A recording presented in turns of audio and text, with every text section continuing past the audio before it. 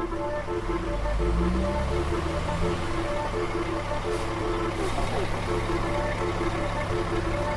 Chris Waddell. It takes about 30-45 minutes to load a hauler. So most times it's a team effort. There is an order that I like to load my hauler with. I load my cooler first, then I put a utility cart that hauls my grill to chairs to three-wheel carts to the air tank bottle for the tire guy.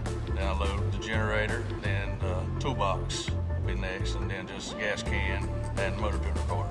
When we get ready to go to the track, we get everything ready, anywhere from the spare motor to the spare radiator, to spare gears, anything the crew needs, from gloves to drinks to food. I do all the grocery shopping. I make sure the drinks are in the hauler, make sure the cooler's full, make sure the crew chief's got what he needs in the lounge, it's clean, respectable looking.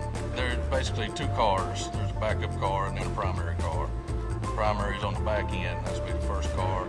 The backup car always stays on the hauler unless there's a problem.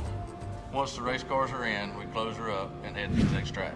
Our driving time, as far as federal regulations go, we drive 10 hours is all we can drive, and you got to take 10 hours off.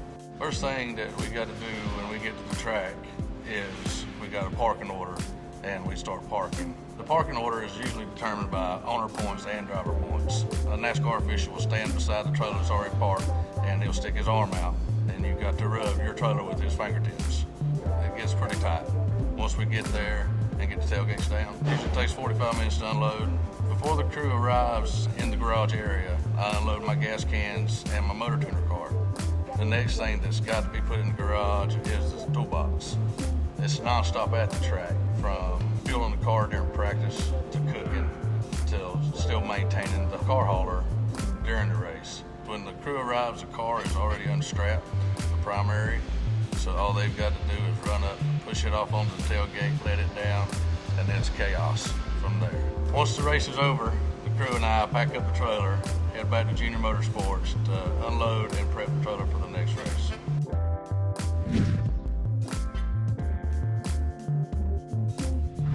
When I do come back to Junior Motorsports from that race, I go to unloading. I start the same way that I loaded.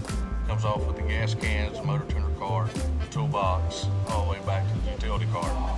And I unload the motor, everything spare, from the spare gear to spare transmission.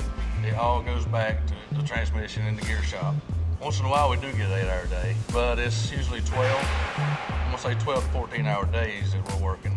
And it's fun, you know, it does get stressful sometimes, but you're around a good group of people that make it fun for you. Keeping them happy, keeping the driver happy, keeping the crew chief happy, and that's our main job.